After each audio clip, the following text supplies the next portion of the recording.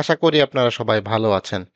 সরকারি চাকুরিজীবীদের জন্য যে মর্গ ভাতা দেওয়ার ঘোষণা হয়েছে, সেটার বিরুদ্ধে কিন্তু বর্তমানে রাজনৈতিক দলগুলোও কিন্তু ভিন্ন মত পোষণ করতেছে। তারাও কিন্তু আসলে চাচ্ছে না যে সরকারি কর্মকর্তা কর্মচারীদের জন্য মর্গ ভাতা দেওয়া হোক। তো বিএনপির মহাসচিব মির্জা ফখরুল ইসলাম আলমগীর তিনি গতকালকে এক সাংবাদিক সম্মেলনে বিভিন্ন বিষয় নিয়ে কথা বলেন।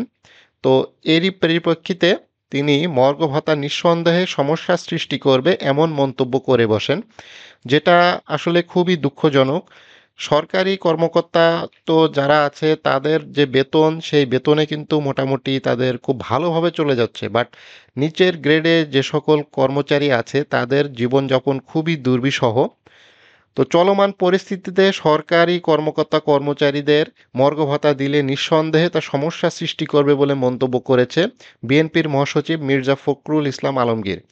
আসলে এই মর্গ ভাতা এবং বেতন বৃদ্ধি, সরকারি কর্মচারীদের কর্মকর্তাদের বেতন বৃদ্ধি, এইগুলো আসলে একটি রাজনৈতিক একটি সিদ্ধান্ত।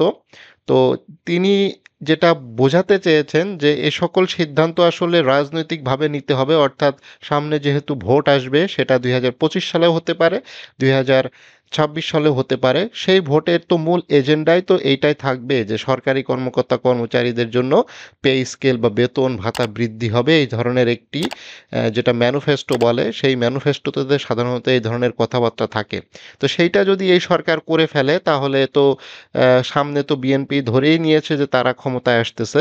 তো সেইটার কারণেই তিনি কিন্তু এই মন্তব্যটি করেছেন। এবং তিনি এই মুহূর্তে আসলে তিনি চাচ্ছেন না যে সরকারি কর্মকর্তা কর্মচারীদের মর্গ ভাতা দেওয়া হোক, মানে মর্গ ভাতাটা দেওয়া হবে, সেটা হচ্ছে আমরা যদি কখনো ক্ষমতায় আসি আমরা আসলে দেব, আমরা সেটা ক্রেডিট নিব।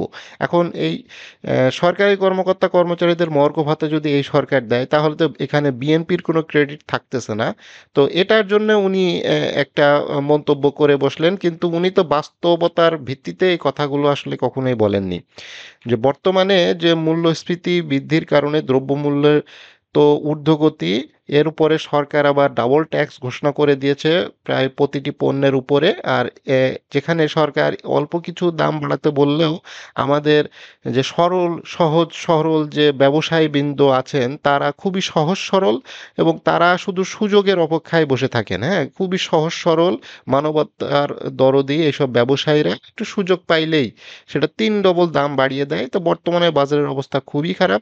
শুধুমাত্র সবজির টা বাদে, সবজি যেহেতু এখন শীতকালে কিন্তু সাধারণত সবজির দাম কমই থাকে, বাট এইটা যদি ওই বৃষ্টির সময় বা গরমকালের সময় যদি আসতো তাহলে সবজির দামও কিন্তু তিন ডবল হয়ে যেত ওই ভ্যাট বাড়ানোর কারণে। ভ্যাট তো আর সবজির পারে বাড়ে নাই, অন্য পণ্যের পারে বাড়ছে, বাট ভ্যাটের যে ছোঁয়া ওটা সবজির পারেও লাগতো।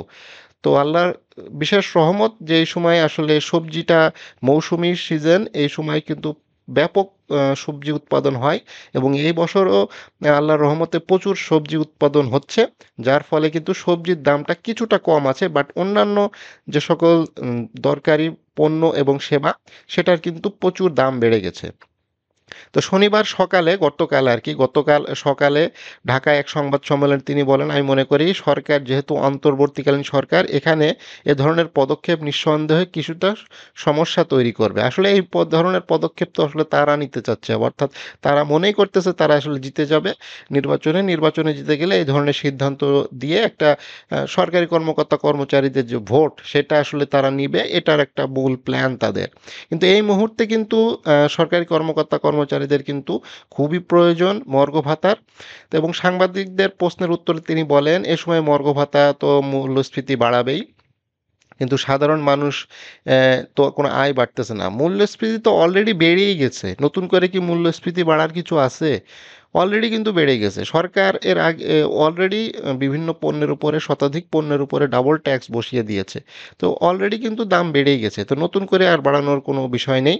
আর না বাড়াইলে আসলে এই যারা নিম্ন স্তরে যে সকল গ্রেডে সরকারি কর্মচারী আছে তাদের অবস্থা খুবই খারাপ, খুবই খারাপ, খুবই কষ্টে কিন্তু তাদের আম, জীবনযাপন চলতেছে। তো এখানে গেল ডিসেম্বরে মর্গ ভাতার হার নির্ণয় বাস্তবায়নের জন্য প্রধান উপদেষ্টার মুখ্য সচিব সিরাজ উদ্দিন মিয়াকে আহ্বায়ক করে 7 সদস্যের উচ্চ কমিটি কিন্তু গঠন করে অর্থ বিভাগ। কমিটির অর্থ সচিব এবং মহানিরীক্ষক প্রধান উপদেষ্টার কার্যালয়ের সচিব, অর্থ বিভাগের অতিরিক্ত সচিব ও জনপ্রশাসন সচিবকে সদস্য রাখা হয়েছে। 15ই ডিসেম্বর জনপ্রশাসন মন্ত্রণালয়ের সিনিয়র সচিব মোখলেছুর রহমান দাপ্তরিক সাংবাদিকদের বলেছিলেন, মহার্ঘ ভাতা দেওয়া হবে এই বলেই তিনি কমিটি করা হয়েছে। যে কমিটি করা হয়েছে সেই কমিটির মূল উদ্দেশ্যই হচ্ছে মহার্ঘ ভাতার হারটা নির্ণয় করা এবং কত পার্সেন্ট দেওয়া যায়, কত টাকা পয়সা আসলে এর জন্য খরচ হবে সেটার বিস্তারিত একটা খসড়া কিন্তু তৈরি করে দেওয়া সরকারের কাছে। কত শতাংশ মহার্ঘ ভাতা দেওয়া হবে সে বিষয়টিও কিন্তু এই কমিটি সুপারিশ করবে।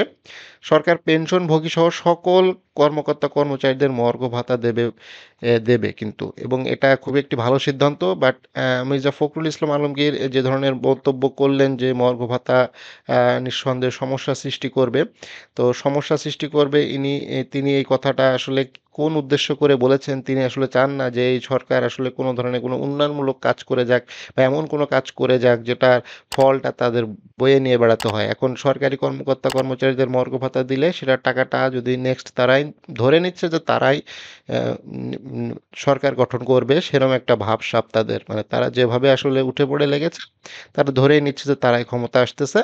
তো তারা এই ধরনের একটি মন্তব্য করে বসলো এবং সরকারি কর্মকর্তা কর্মচারী যারা আছে এই ধরনের মন্তব্য শুনে খুবই আশাহত হয়েছে, খুবই দুঃখ পেয়েছে। কারণ একটি রাজনৈতিক দলের মহাসচিব তিনি তো সকলের কথাই চিন্তা করবেন।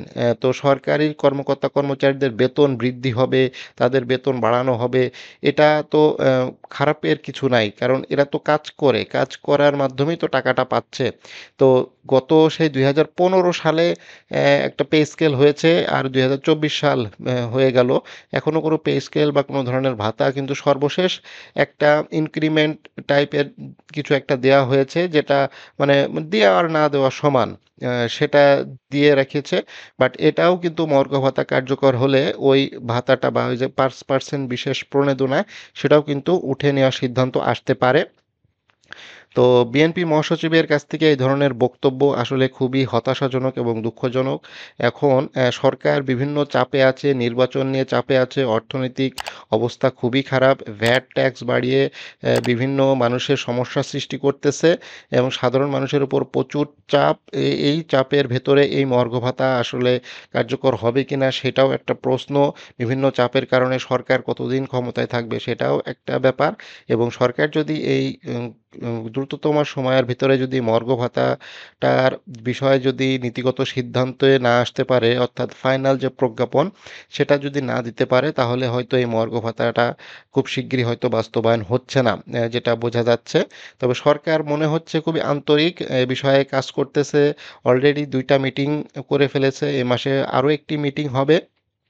সেই মিটিংয়ের বিস্তারিত আলাপ হয়তো কিছুদিন পরেই জানা যাবে, 2-1 দিনের ভেতরেই জানা যাবে।